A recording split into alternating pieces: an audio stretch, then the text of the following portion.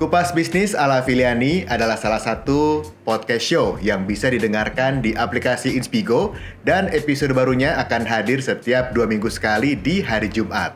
Ibu Afiliani, seorang pakar ekonomi senior Indonesia, bersama co-host Nino Budianto mendatangi para pemilik UMKM untuk ngobrolin tentang seluk-beluk bisnis mereka, membahas segala kendala yang dihadapi selama berbisnis, dan Ibu Afiliani juga akan memberikan saran bagaimana sebaiknya rencana pengembangan usaha supaya bisa lebih besar lagi. Selain itu, Ibu Afiliani juga akan menjawab dan memberikan solusi-solusi yang praktikal untuk mengatasi kendala yang dihadapi pemilik bisnis. Pokoknya kita semua bisa belajar banyak dari podcast ini. Seperti apa sih pembahasannya? Yuk kita lihat cuplikannya di video podcast Kupas Bisnis ala Afiliani episode yang ini.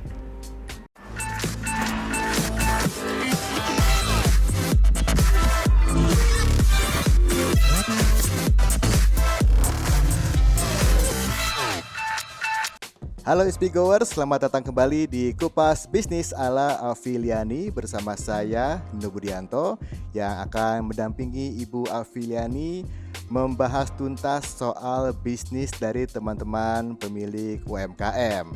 Dan sekarang saya sudah bersama Ibu Afiliani. Ibu Afiliani, apa kabar? Hai, baik Mas Nino. Mas Nino gimana? Sehat, alhamdulillah. Semangat Alhamdulillah. banget. Semangat dong, harus. Dalam COVID pun kita harus tetap semangat. Betul. Apalagi sekarang nih Bu Afi ya. Sekarang kita lagi ada di sebuah tempat Iya, di daerah Radio Dalam Jakarta Selatan. tuh. Nama tempatnya adalah Bodro Sewu. Iya benar, hampir salah tuh ngomongnya tadi. Iya. Benar tapi. Bener ya, Bodro Sewu. Heeh. Nah, sekarang kita udah bersama dengan Ibu Gayatri, pemilik dari Bodro Sewu, dan juga ada anaknya Mbak Yora. Apa kabar? Baik, terima kasih. Waduh, terima kasih loh ya, kita sudah Iya. diterima di Bodro Sewu. Ini saya mau tanya nih sama Bu Gayatri nih, Bu, ini kenapa namanya Bodro Sewu? Itu artinya apa sih, Bu? Ya, terima kasih Mas Nino. Jadi kalau Bodro Sewu itu sebenarnya diambil dari nama gamelan ini sendiri. Oh. Iya, jadi gamelan ini namanya Kiai Bodro Sewu. Bodro sendiri artinya keberuntungan, terus kemudian Sewu tuh artinya 1000. Jadi keberuntungan. iya artinya. betul. Seribu Jadi kita keberuntungan. berharap ya semuanya pemilik, pengunjung, semuanya Ibu Afi, Mas Nino, semuanya yang berinteraksi ya. di sini mendapatkan 1000 keberuntungan. Kesini dong kita ya. Sering-sering kesini ya. Ini aku mau tanya Bu Afi nih, Bu Afi, ini kan menarik banget ya, sebuah tempat galeri yang kalau kita masuk tuh, tadi saya masuk aja langsung nganga gitu, wah luar biasa gitu koleksinya ya. Menurut Bu Afi gimana, Bu? Nah, pertama ini pelajaran yang tadi dari Bu Gayatri adalah gini, dia berusaha ini dari hobi sebenarnya. Jadi sama ya. Iya, Jadi iya. intinya kita harus punya hobi atau kita kuasai. Tanpa itu kita nggak bisa apa-apa. Jadi entrepreneur itu adalah harus punya hobi atau menguasai gitu. Nah, nanti yang menarik adalah bisa cerita tentang diversifikasi. Apa aja nih dari galeri ini, itu menarik gitu. Bukan ngeliatin market dia lakukan, tapi justru bagaimana market ini supaya mengenal ini gitu. Jadi dibalik. Iya, Kalau iya. biasanya kalau orang trennya begini kita ikutin. Kalau ini kebalik. Bagaimana memikat orang dengan cara memperkenalkan. Jadi idealismenya muncul sebenarnya. Nah, ini biasanya memang nggak mudah. Iya. Karena kalau muncul dari idealisme itu memasarkannya lebih susah daripada kita lihat pasar baru kita jualan gitu. Jadi harus mencari market. Nah, mungkin yang perlu ditanya adalah bagaimana mencari marketnya. Itu dia. Karena kan niche market banget Benar. gitu. Pertama memang harus mengandalkan networking ya Bu. Betul. Dari mulut ke mulut, dari teman-teman saya, teman-teman ayahnya, teman-teman Yora sendiri, bahkan ini kan mahasiswa ITB full untuk work from home, banyak yang dari Jakarta juga kan. Jadi Yora juga mengundang temannya untuk datang ke Sini, sini gitu, oke. seperti itu. Itu untuk yang networking. Terus kemudian kita juga memanfaatkan juga media sosial, Oke, Ibu. Nah, udah media mulai ya. sosial itu benar-benar Yora yang ini nih Pegang. mengelola. Mungkin Bareng-bareng. bareng. Iya. Jadi harus ini kan karena ini kan tempatnya private ya, jadi harus pesen dulu ya kan, nggak Betul. bisa Iya. datang sewaktu-waktu. waktu. Saya rasa itu juga bagus karena sekarang ini orang Indonesia lebih suka family gathering karena ini kan dalam rangka COVID ya. Mungkin kalau udah nggak COVID beda lagi.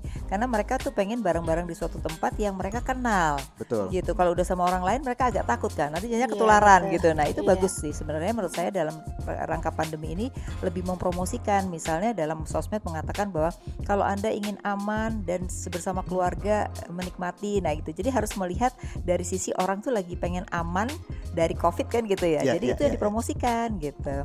Atau juga bisa mengundang orang untuk di sini misalnya menggambar atau melukis batik dengan cara merekanya Zoom tapi gurunya ada di sini. Jadi nanti kan bisa diliatin suasana di sini gitu. Sekarang tuh eranya berkolaborasi, nggak perlu semuanya kita tangani sendiri gitu. Nah, itulah yang kita manfaatkan. Jadi kita nggak keluarin duit, orang itu juga ngeluarin duit tapi sama-sama untung gitu. Ya, terima kasih. Ini sedikit udah ini kan Yora untuk yang tehnya ya. Iya. Maksudnya kan sekarang di Indonesia copy minded kan, tapi ketika kita lihat survei sedikit, oh ternyata Indonesia itu menghasil teh nomor 5 di dunia.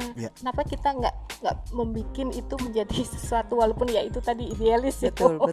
bikin sesuatu yang bisa jadi kedepannya jadi bisnis yang bagus gitu ya. Mungkin gini kan tadi saya lihat tehnya itu dikemas ya dalam banyak teh ya. Mungkin dicari ceritanya. Misalnya teh gope itu ceritanya gimana sih gitu, nanamnya di mana gitu. Jadi kalau sesuatu tuh ada ceritanya, orang tuh merasakan sesuatu yang berbeda dengan cerita itu gitu. Jadi merasakan ya. Jadi membuat jatuh cinta orang main di sini itu dikemas tadi udah bagus pakai Ed Sheeran. Ke depan mungkin Korea gitu. Wah, itu kan jadi viral.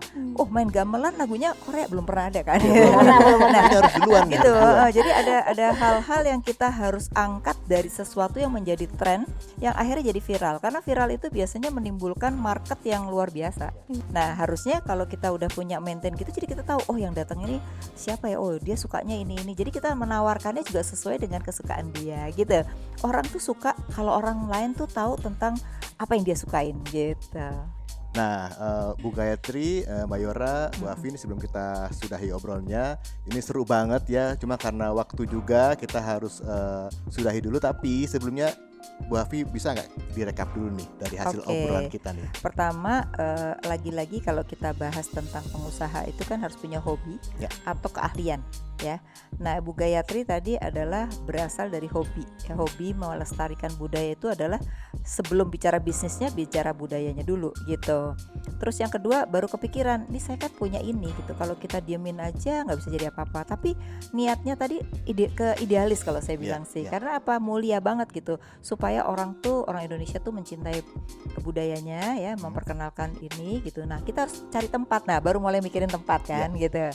Nah, mulai bikin tempat, lalu gimana nih caranya? Oke, niche market dulu. Apa yang dia punyain ya? Spa, kain segala macam gitu ya. Jadi ini secara nggak sadar sebenarnya sudah mendiversifikasi produk gitu, termasuk tadi teh supaya dikenal anak muda. Anak muda sukanya ngopi bukan dengan teh gitu ya. Nah, tinggal nanti mengembangkan dengan apa yang tadi saya sarankan supaya nanti jadi lebih banyak lagi untuk bisa dioptimalkan tempat ini gitu. Buat Inspigoers yang ingin dengerin podcast dengan usaha kecil kita wawancara dan kita datengin, bisa didengar di aplikasi Inspigo, cari aja podcast Kupas Bisnis ala Afilani. Jangan sampai lupa, hanya di Inspigo, Inspiration on the go.